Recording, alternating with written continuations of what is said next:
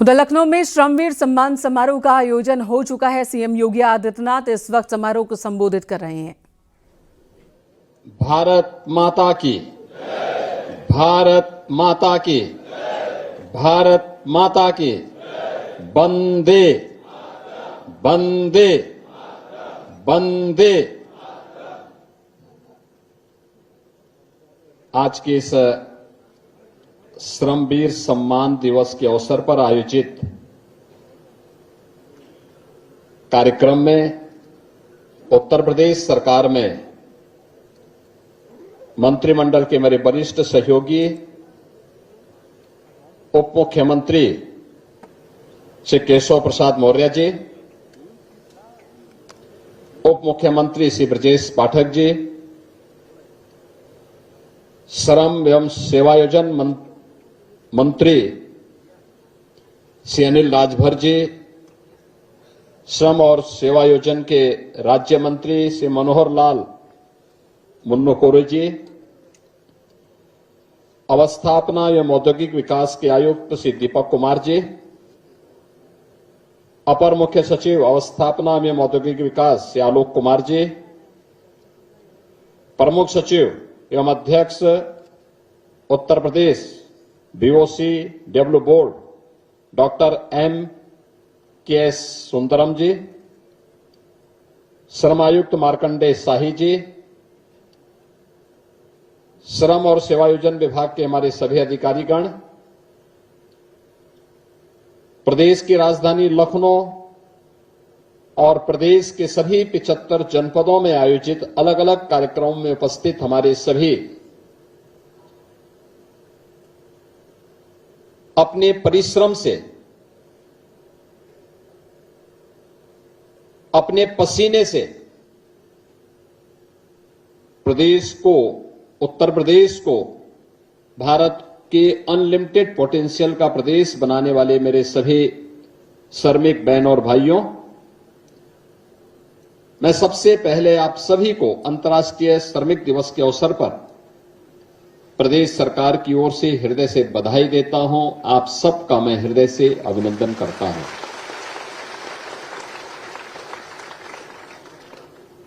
इस अवसर पर श्रमिकों के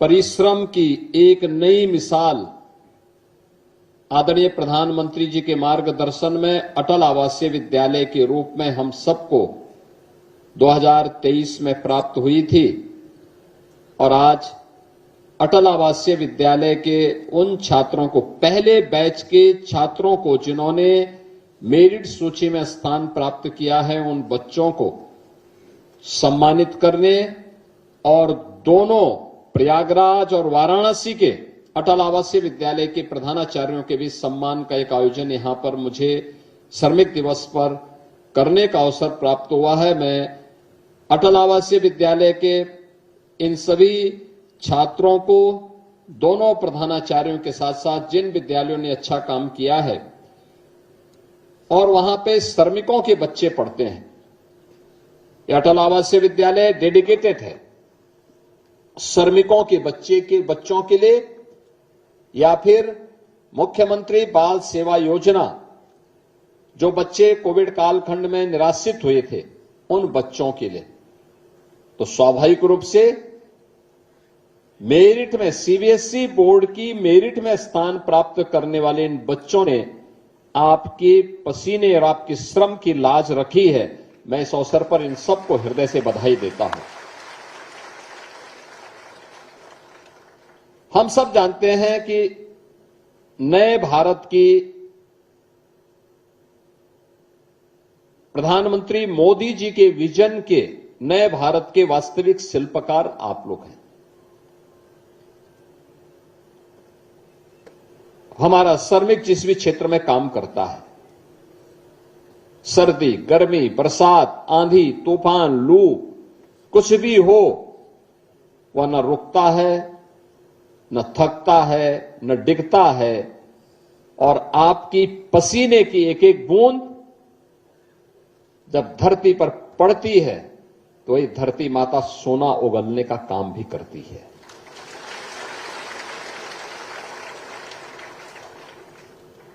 जिन श्रमिकों के परिश्रम से हर तबके के व्यक्ति को सिर ढकने के लिए छत प्राप्त होती है, विडंबना क्या थी, उन श्रमिकों के पास अपना आवास कभी नहीं हो पाता था। जो श्रमिक दूसरों के घर के इज्जत घर बनाते थे, उनकी इज्जत, उनके परिवार की इज्जत स्वयं सड़कों पर दिखती थी। जो दूसरों का पेट भरने के लिए अन्न उत्पन्न करते थे, उनके बच्चे स्वयं भूख से तड़पने के लिए मजबूर होते थे। जो बड़ी बड़ी हॉस्पिटल की इमारत बनाने में योगदान करते थे, उन श्रमिकों के लिए स्वयं के उपचार के लाले पड़ते थे। जो दूसरों के लिए सुविधा देने के लिए दिन रात, सर्दी गर्मी, आंधी तूफान, इन सब की परवाह के बगैर कार्य करते हैं, और श्रमिक अभाव में जीता था। लेकिन हम सबसे पहले आभारी हैं प्रधानमंत्री मोदी जी के, जिन्होंने श्रमिकों को सम्मान देकर के, उनके श्रम को सम्मान देकर के देश को श्रममेव जयते के इस उद्घोष के साथ जोड़ने का काम किया। आपने केशव जी के भाषण को सुना, उन्होंने कहा कैसे श्रमिकों का सम्मान प्रधानमंत्री जी ने महाकुंभ के आयोजन के अवसर पर उनके पाद प्रक्षालन के माध्यम से, पांव प्रक्षालन के माध्यम से किया। काशी में काशी विश्वनाथ धाम के निर्माण का कार्य हो या अयोध्या में श्री राम जन्मभूमि के निर्माण के दौरान प्रधानमंत्री जी ने पुष्प वर्षा करके उन श्रमिकों के श्रम का सम्मान किया था। और इसीलिए श्रमिक भी किसी गवर्नमेंट के एजेंडे का हिस्सा बन सकता है।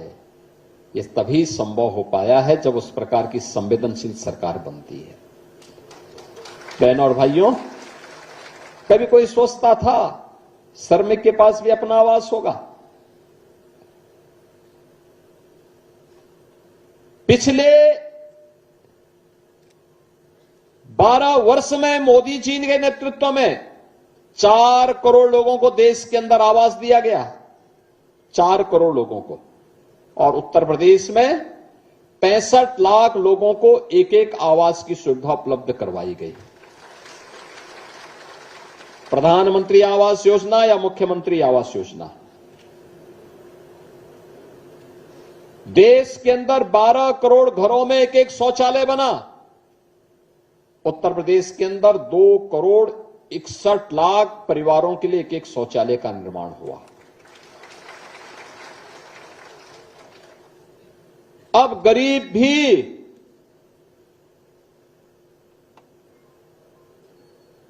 किसी भी बड़े से बड़े हॉस्पिटल में, जिस हॉस्पिटल के बनाने में किसी श्रमिक के पसीने की बूंद लगी है, उसमें गरीब का भी उपचार होगा, क्योंकि मोदी जी ने आयुष्मान भारत की सुविधा दी है। और हमारे श्रमिकों को पहले से सुविधा है। जो बचे हुए हैं उनके लिए आज मैं घोषणा करने जा रहा हूं।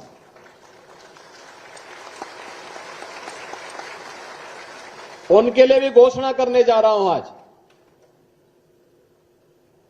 अब केवल स्कूल का निर्माण आवासीय विद्यालय से और अटल आवासीय विद्यालय के बाद आज हम लोगों ने जेवर में भी एक मुख्यमंत्री कंपोजिट विद्यालय की आधारशिला रखी है, जिसमें श्रमिकों के ही बच्चे पढ़ेंगे।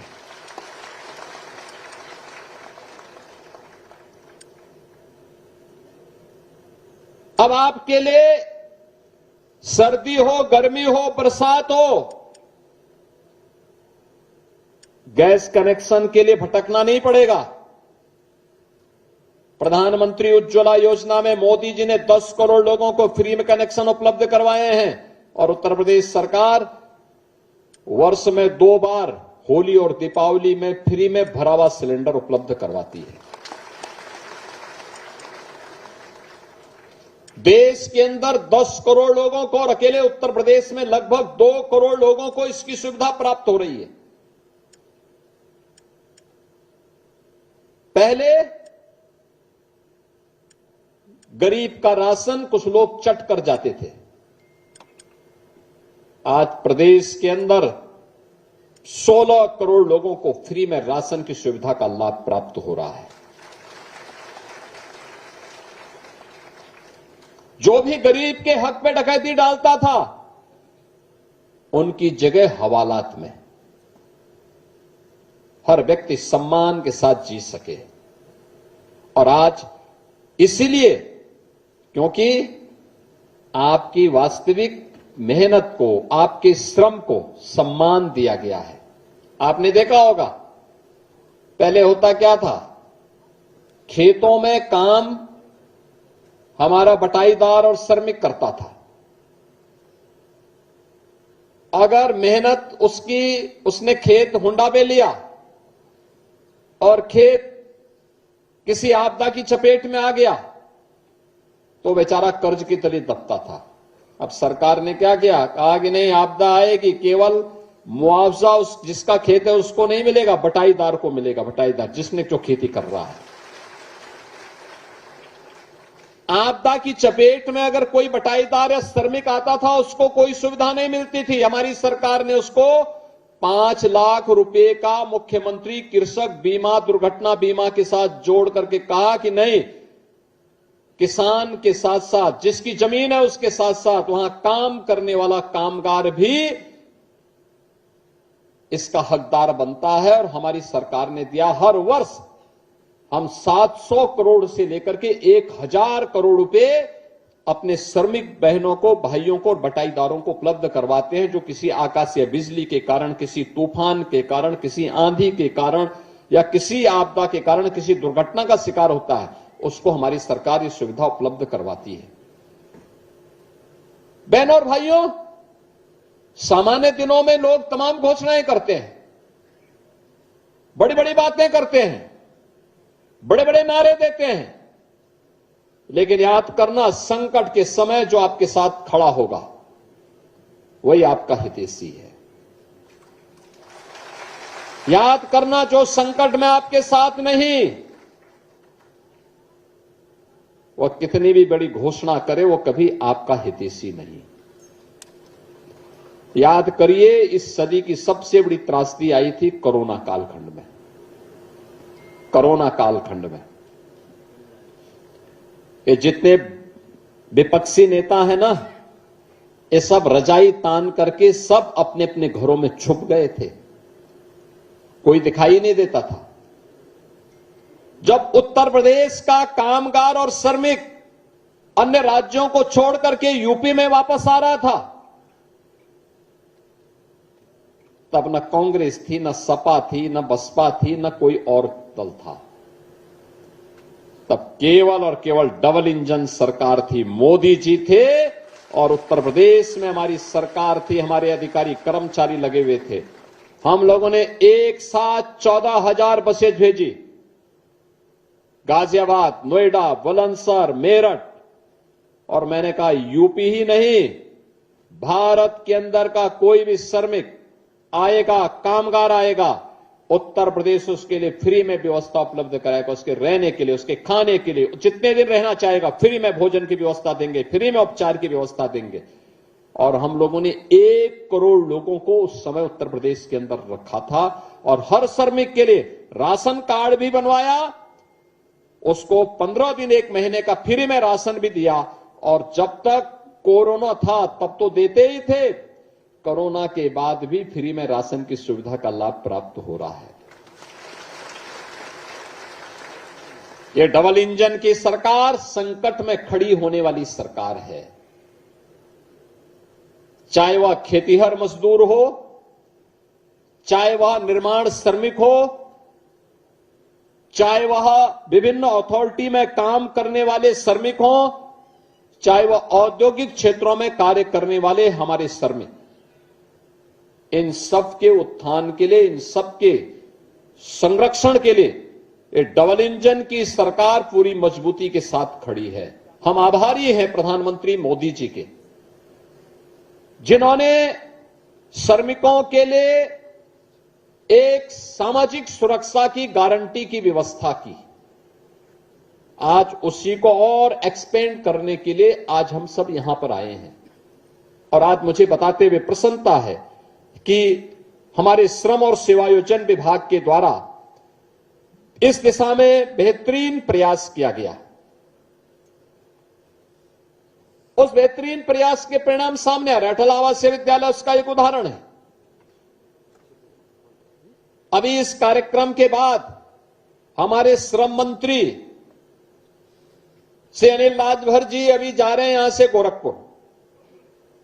वहां पे 200 श्रमिकों की बेटियों की शादी के लिए स्वयं वहां पर मेहमानों का सम्मान और उनका आवभगत करने के लिए मंत्री स्वयं वहां खड़े होंगे और उन शादी को संपन्न करने के लिए मंत्री, यानी हमारे विधायक के घर में शादी होगी तो मंत्री जा पाता है कि नहीं जा पाता है, कठिन है, लेकिन वहां मंत्री स्वयं जा रहे हैं जहां श्रमिकों की बेटियों की शादी हो रही है, स्वयं उसमें उपस्थित होंगे गोरखपुर में।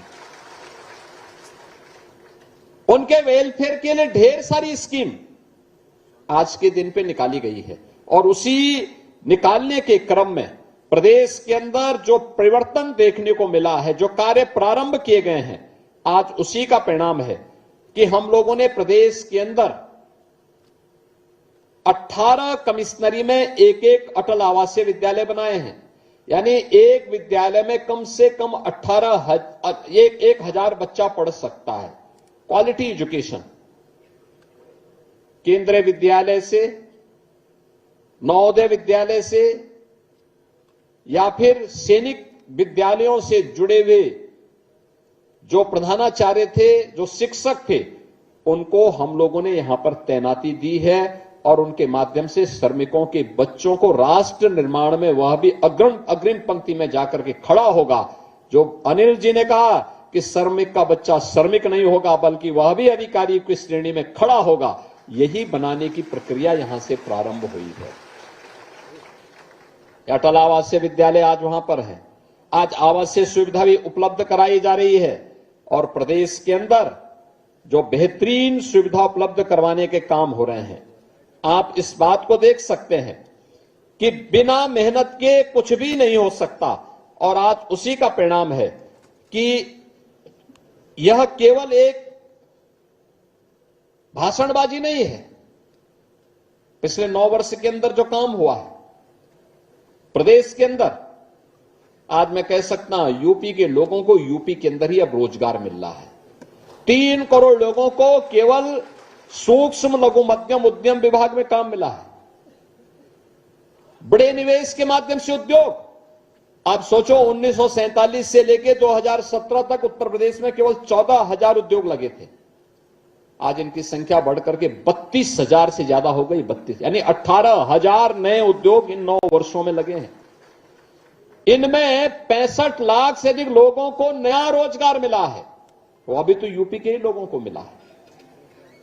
अगर सुरक्षा का माहौल नहीं होता, अच्छा इंफ्रास्ट्रक्चर नहीं होता, अच्छी सुविधा नहीं होती, कहां काम मिलता, भटकते लोग फिर। अब यूपी के अंदर यूपी का व्यक्ति अपनी प्रतिभा का लाभ दे रहा है और आज उसी का परिणाम है कि उत्तर प्रदेश जो पहले बीमारू राज्य था, बीमारू नहीं, अब उद्यम प्रदेश के साथ साथ भारत का ग्रोथ इंजन बनकर के उत्तर प्रदेश खड़ा हुआ है कि हम भी विकास में आगे बढ़ेंगे, हमारे लोग भी अब समृद्ध होंगे। और ये तभी हुआ है जब आपने मेहनत किया, आपका संकल्प था, आपने विपरीत परिस्थितियों को झेल करके दंगाग्रस्त अराजकता प्रदेश, गुंडा प्रदेश के रूप में बदनाम प्रदेश को आज भारत के समृद्ध प्रदेशों की श्रेणी में ला करके खड़ा कर दिया है। यह आपकी मेहनत का परिणाम है और यह केवल भाषण से नहीं हुआ है बल्कि इसके लिए कार्य करवाए गए हैं और इसके लिए सरकार के स्तर पर भी अनेक प्रयास प्रारंभ हुए हैं। अब तो सरकार ने, प्रधानमंत्री मोदी जी ने बहुत सारी सुविधाएं दी हैं आप लोगों को। 1 नेशन 1 राशन कार्ड की सुविधा भी दे दी है। आप सीतापुर जनपद के हैं, आपके पास सीतापुर का राशन कार्ड है, आप चाहें तो लखनऊ में भी ले सकते हैं, दिल्ली में भी, मुंबई में भी उससे अपना राशन ले सकते हैं। कोई आपको मना नहीं कर सकता। ये मोदी जी के कारण मिला। और आज प्रधानमंत्री मोदी जी के द्वारा ही जो व्यवस्था बनाई गई है, यहां पर प्रधानमंत्री श्रम योगी मानधन योजना में 7 लाख से अधिक श्रमिकों को आच्छादित किया गया है। अटल पेंशन योजना में 93 लाख लाभार्थी हैं।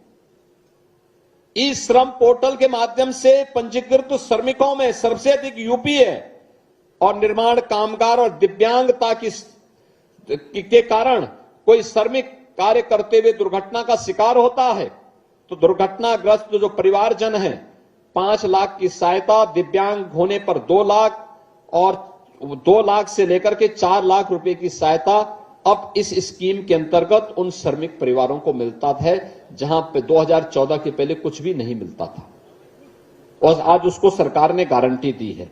और साथ साथ हम लोगों ने समय समय पर इस दिशा में कुछ नए प्रयास प्रारंभ किए हैं। आज मुझे बताते हुए प्रसन्नता है कि आज श्रमिकों के लिए कुछ नए प्रयास प्रारंभ हुए हैं। हम लोग देखते थे, बचपन में हम देखते रहे कि बड़े बड़े नगरों में श्रमिक अड्डे बनते थे, कोई पुरसा हल नहीं था। बहुत बार तो श्रमिक कहीं काम करता था और जब मजदूरी देने की बात आती थी तो उसको टरका दिया जाता था,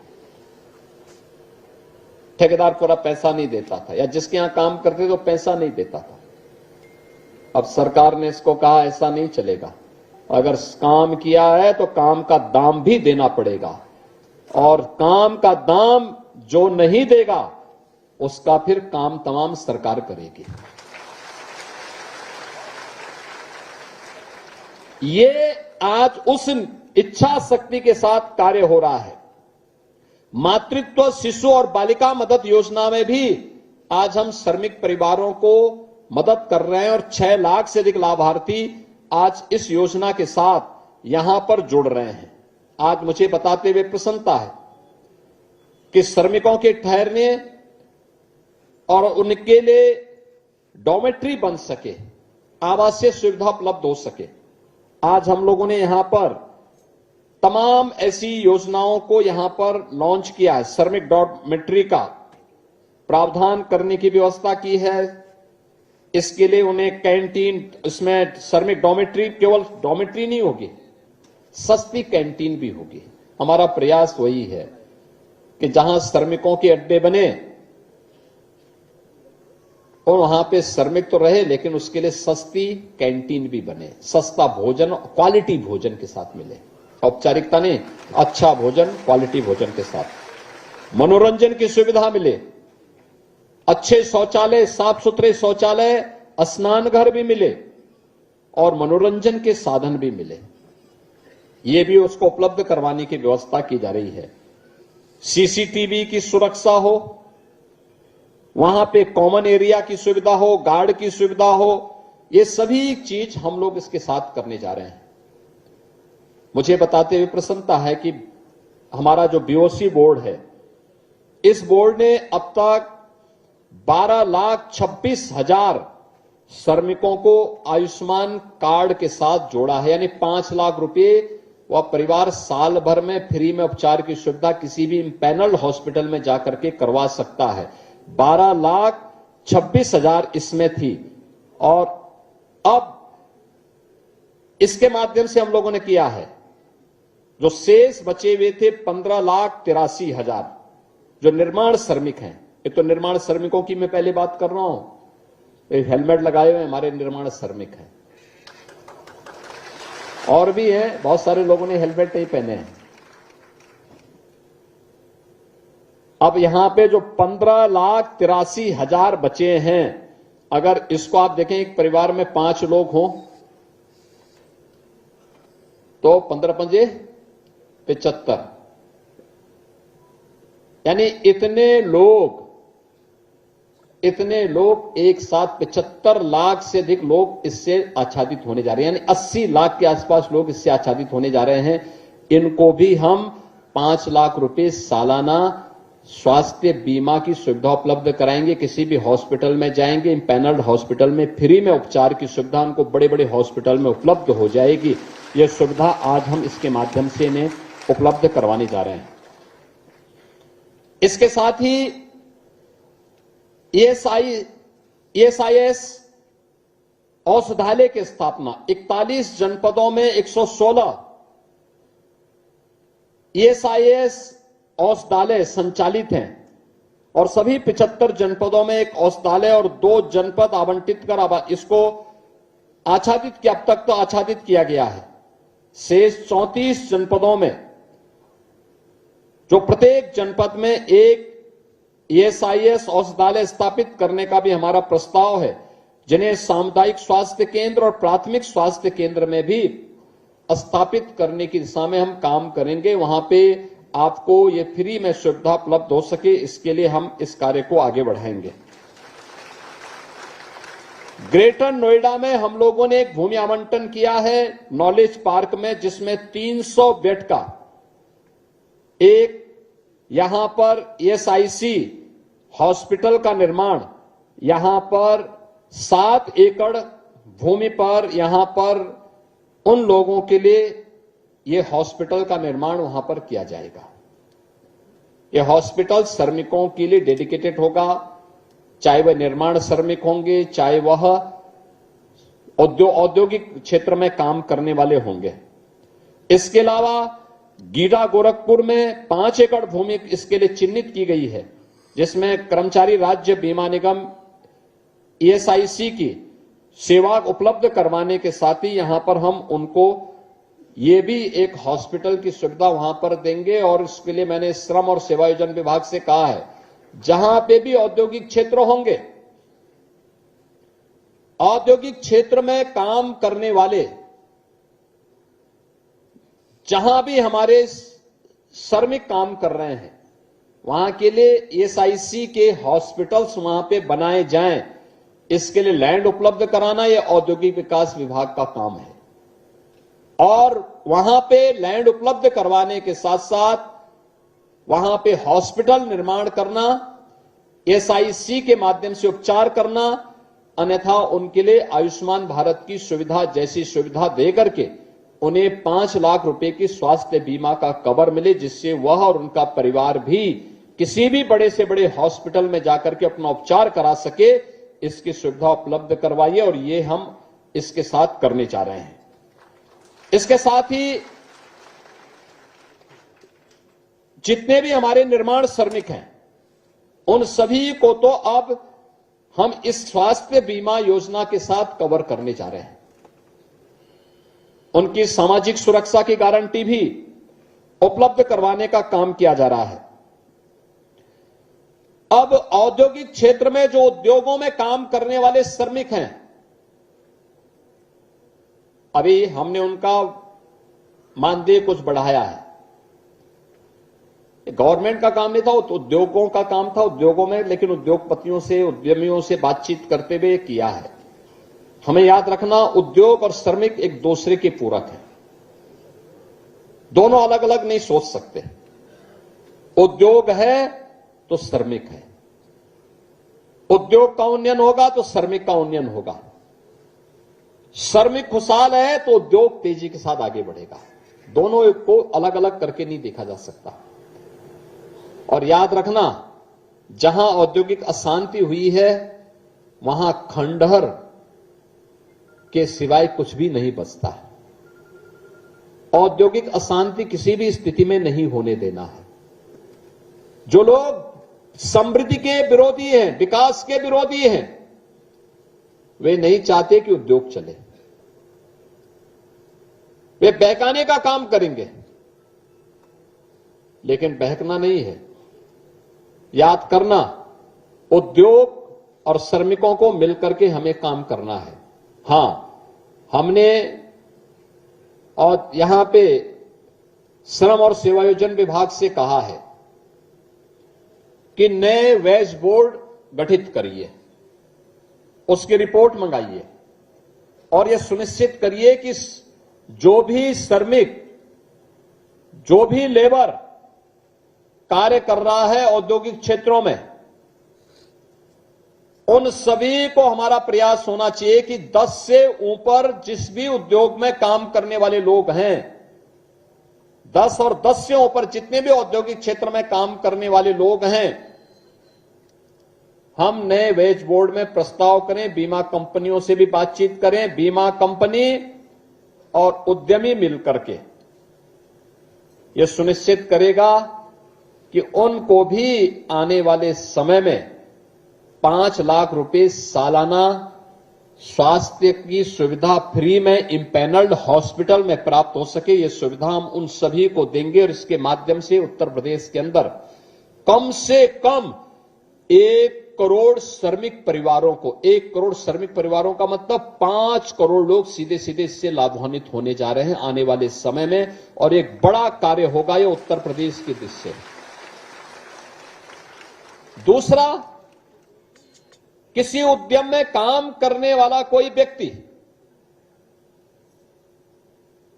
अगर किसी दुर्घटना का शिकार होता था, उद्योग में हुआ तो ठीक है, उद्यमी को सहयोग कर लेता था, लेकिन अगर सड़क पे हो गया कौन पूछने वाला है।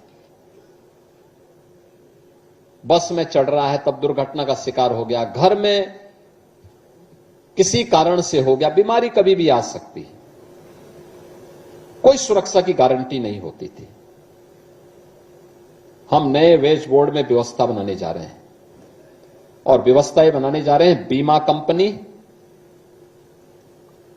श्रम और सेवायोजन विभाग और उद्यमी मिलकर के व्यवस्था करेगा कि हर श्रमिक को जो औद्योगिक क्षेत्रों में भी काम कर रहा है, जैसे हम लोगों ने बीओसी बोर्ड से जुड़े हुए श्रमिकों को दिया है, खेतीहर मजदूर को दिया है, ऐसे ही उद्योगों में भी काम करने वाले श्रमिकों के लिए 5 लाख रुपए की सुरक्षा बीमा का कवर हम उनको उपलब्ध करवाने की व्यवस्था करने जा रहे हैं। यह सामाजिक सुरक्षा होगी। हम ईश्वर से प्रार्थना करेंगे किसी के ऊपर कोई घटना दुर्घटना न हो, लेकिन अगर हो जाती है तो उस परिवार को कुछ पैसा बीमा कंपनियां उपलब्ध करा सकें। इसके लिए हम लोग उन सभी को इसके साथ जोड़ने का काम करेंगे और यह कार्य एक बेहतरीन भविष्य के लिए और उत्तर प्रदेश के औद्योगिकीकरण की दिशा में किए जाने वाले प्रयास का यह एक महत्वपूर्ण हिस्सा होगा। बहनों और भाइयों, प्रधानमंत्री मोदी जी के विजन के अनुरूप हर हाथ को काम और हर श्रमिक को सम्मान, यह सरकार का संकल्प है और वह संकल्प बेहतरीन समन्वय से आगे बढ़ेगा। बीओसी बोर्ड में निर्माण श्रमिक अपनी मेहनत कर रहे हैं, खेतीहर श्रमिक अपना काम कर रहे हैं, अलग अलग निकायों में काम करने वाला श्रमिक कोई सफाई के रूप में काम कर रहा है, कोई किसी अन्य कार्य के साथ जुड़ा हुआ है, वह भी अपना काम कर रहा है। लेकिन इन सब के साथ ही औद्योगिक क्षेत्रों में काम करने वाला, जो हमारा उद्योगों में काम करने वाला श्रमिक है, वह भी वहां पर मेहनत करके देश की मैन्युफैक्चरिंग पावर को बढ़ाने में अपना योगदान दे रहा है।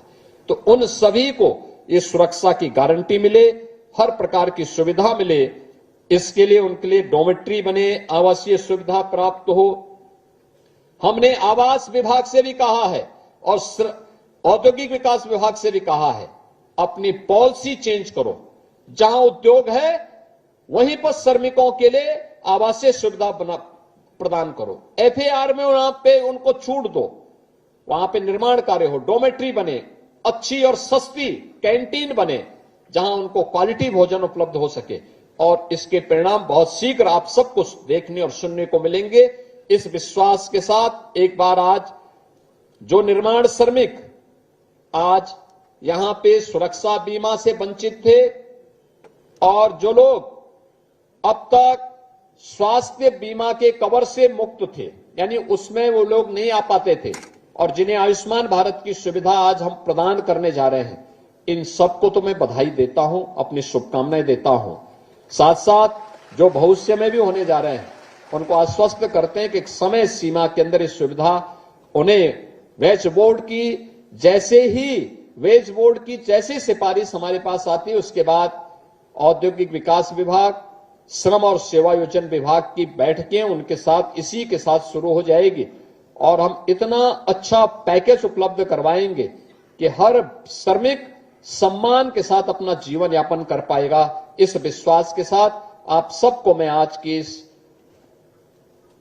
श्रमवीर सम्मान दिवस के अवसर पर प्रदेश सरकार की ओर से हृदय से बधाई देता हूं, अपनी शुभकामनाएं देता हूं।